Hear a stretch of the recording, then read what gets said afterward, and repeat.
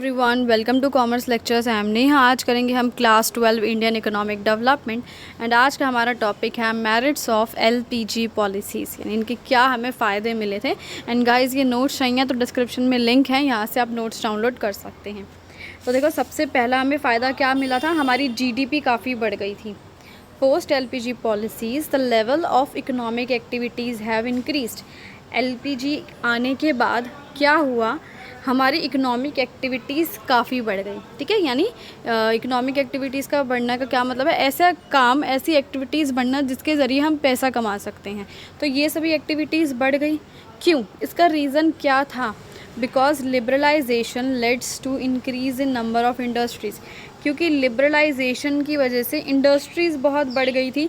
क्योंकि लिबरलाइजेशन में क्या बोला गया था कि भाई आप लोगों का लाइसेंस और कोटा सिस्टम सब ख़त्म हो रहा है, जिसको अगर इंडस्ट्रीज़ चलानी है, बिज़नेस चलाना है, वो चला सकता है। तो इंडस्ट्रीज़ बढ़ गई और साथ में ग्लोबलाइजेशन भी था।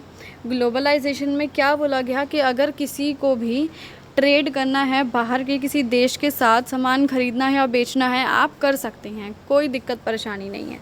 तो उसकी वजह से फॉरेन कंट्रीज़ के साथ भी हम ट्रेड करने लगे, जिसकी वजह से हमारा जीडीपी बढ़ गया, क्योंकि ज़्यादा होने लगा था ट्रेड।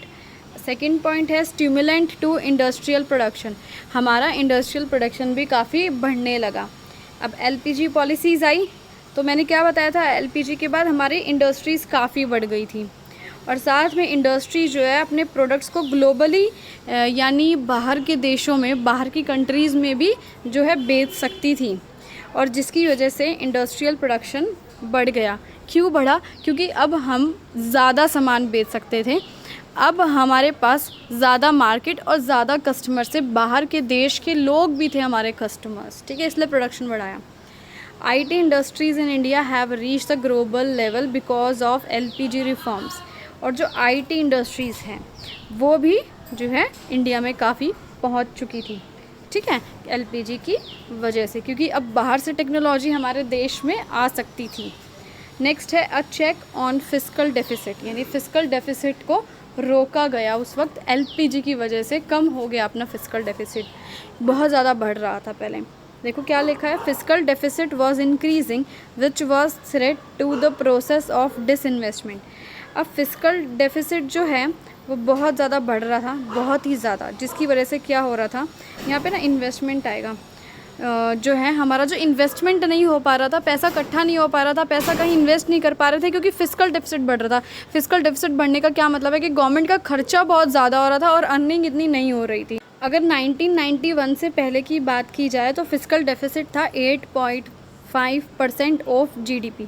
लेकिन जब एलपीजी पॉलिसीज़ आई तो गवर्नमेंट ने क्या किया, जितनी भी इनएफिशिएंट और लॉस मेकिंग पीएसयूज़ थी, यानी पब्लिक सेक्टर यूनिट्स थी, गवर्नमेंट की जो कंपनियां थी जो हमेशा घाटे में जाती थी, उनको बंद कर दिया, उनको प्राइवेट में चेंज कर दिया, जिसकी वजह से गवर्नमेंट का रेवेन्यू बढ़ने लगा और फिस्कल डेफिसिट 4% रह गया, सिर्फ 8.5 से। नेक्स्ट है अपना कंज्यूमर्स सोवर्निटी। इसका क्या मतलब है कि consumer is the king of market. अब कंज्यूमर जो है मार्केट का किंग है, जो भी प्रोडक्शन होगा कंज्यूमर के हिसाब से होगा। लेकिन एलपीजी से पहले क्या होता था, जो कंज्यूमर्स होते थे उनके पास कोई भी ऑप्शन अवेलेबल नहीं थे। ठीक है, जो भी प्रोडक्ट उनको मिल रहा था, जो कंज्यूमर्स थे उनको वही ख़रीदना पड़ता था। प्रोड्यूसर ने प्रोडक्शन कर दिया, बात ख़त्म, कस्टमर को जो अवेलेबल है मार्केट में वही ख़रीदना पड़ रहा है। लेकिन अब क्या है, increase in participation of national and international industries. अब क्या हो रहा है, क्या चीज़ बढ़ गई है, नेशनल इंडस्ट्रीज़ आ गई है, इंटरनेशनल इंडस्ट्रीज़ आ गई। नेशनल मतलब डोमेस्टिक, हमारे देश की कंपनियां, और इंटरनेशनल मतलब मल्टीनेशनल कंपनीज़, बाहर के देश की कंपनीज़ आ गई हैं, जिसकी वजह से कंज्यूमर्स को बहुत ज़्यादा चॉइस मिलने लगी है। उनके पास बहुत सारे ऑल्टरनेट ऑप्शन है एक ही प्रोडक्ट को लेके। सो प्रोड्यूसर्स क्या करते हैं, गुड्स और सर्विसेज जब प्रोड्यूस करते हैं तो पहले ये देखते हैं कि कंज्यूमर की नीड क्या है, उसकी वांट क्या है, कंज्यूमर क्या चाहता है, उसके अकॉर्डिंग प्रोडक्ट का प्रोडक्शन होता है। नेक्स्ट पॉइंट है आपका a substantial increase in foreign exchange reserve. इसकी वजह से क्या होने लगा, एलपीजी की वजह से हमारा फॉरेन एक्सचेंज रिजर्व जो है बढ़ने लगा। Forex reserve was falling was one of the reason for government to shift to LPG policies. अब देखो, अगर हम एलपीजी से पहले की बात करें तो हमारा फॉरेक्स रिज़र्व है वो बहुत ज़्यादा गिर रहा था। इसकी वजह से ही, यही रीज़न है कि गवर्नमेंट एलपीजी पॉलिसीज़ लेके आई। इन्हीं पॉलिसीज़ की वजह से क्या हुआ, हमारा फॉरेक्स रिज़र्व जो है वो आगे काफ़ी बढ़ गया। नेक्स्ट पॉइंट है flow of private foreign investment. Private foreign investment यानी बाहर के देश के लोग भी हमारे देश में आके पैसा इन्वेस्ट करने लगे। अब देखो क्या लिखा है इसमें, before LPG Indian economy was not getting enough surplus for री इन्वेस्टमेंट। एलपीजी से अगर पहले की बात की जाए तो हमारी इकॉनमी में ज़्यादा पैसा नहीं था कि हम उसको इन्वेस्ट कर सकें, और टेक्नोलॉजी थी हमारी वो भी बहुत ज़्यादा पुरानी और ऑब्सोलीट होती जा रही थी, ठीक है। लेकिन क्या हुआ, जब एलपीजी पॉलिसीज़ आई तो क्या हुआ, there has been an increase in private foreign investment. क्या चीज़ बढ़ने लगी, प्राइवेट फॉरेन इन्वेस्टमेंट, यानी बाहर के देश के लोग हमारे देश में पैसा इन्वेस्ट करने लगे। बाहर के देश से हमारे देश में इनोवेटिव टेक्निक्स आने लगी, यानी नई से नई टेक्निक्स, नई से नई मशीन्स आने लगी। नेक्स्ट पॉइंट है recognition of India as an emerging economic power. अब इंडिया क्या हो चुकी है, एक इमर्जिंग इकोनॉमिक पावर, यानी अब बढ़ रही है हमारी इकॉनमी, बहुत आगे बढ़ रही है।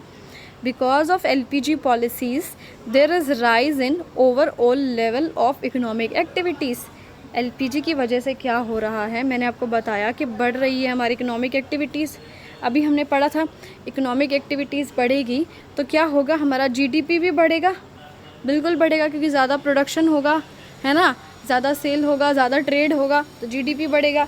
Because of this India is now, इसी कारण की वजह से इंडिया जो है अब इमर्जिंग इकोनॉमिक पावर हो चुका है। आगे है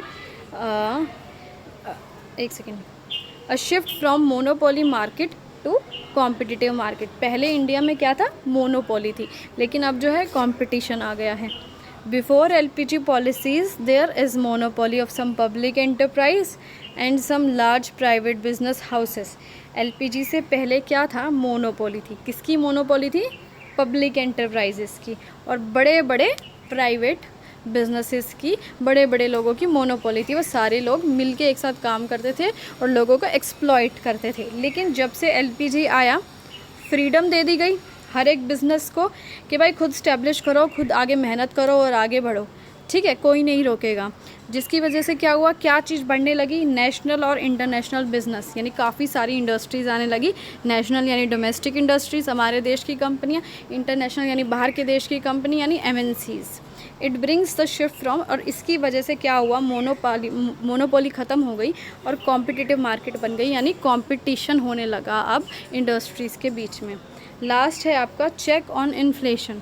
इन्फ्लेशन जो इतना हो रहा था, यानी महंगाई जो बढ़ रही थी, प्राइजेस बढ़ रहे थे, उस चीज़ पे कंट्रोल आया। कैसे, before LPG inflation rate was quite high.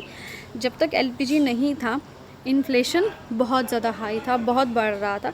Due to lower participation of industrial sector, क्योंकि इंडस्ट्रियल सेक्टर ज़्यादा उभर नहीं रहा था, इंडस्ट्रीज़ नई नई पैदा नहीं हो रही थी, क्योंकि रूल्स एंड रेगुलेशन इतने ज़्यादा थे और थोड़ा सा प्रोडक्शन होता था, ठीक है, यानी सप्लाई कम है, डिमांड ज़्यादा है, और सबको पता है जब डिमांड ज़्यादा होती है, सप्लाई कम होती है तो प्राइस बढ़ते हैं, प्राइस बढ़ने का मतलब ही इन्फ्लेशन होता है। लेकिन जब एलपीजी पॉलिसीज़ आई तो क्या हुआ, क्या बढ़ने लगे, बहुत सारे इंडस्ट्रीज़ आने लगे, ज़्यादा प्रोडक्शन करने लगेगी तो सप्लाई भी बढ़ेगी। अब क्या हुआ कि गुड्स एंड सर्विसेज बढ़ने लगे, उनका प्रोडक्शन और ज़्यादा होने लगा, जिसकी वजह से इन्फ्लेशन जो है कंट्रोल में आ गया। ऐसे ही वीडियो आपका ख़त्म हुआ।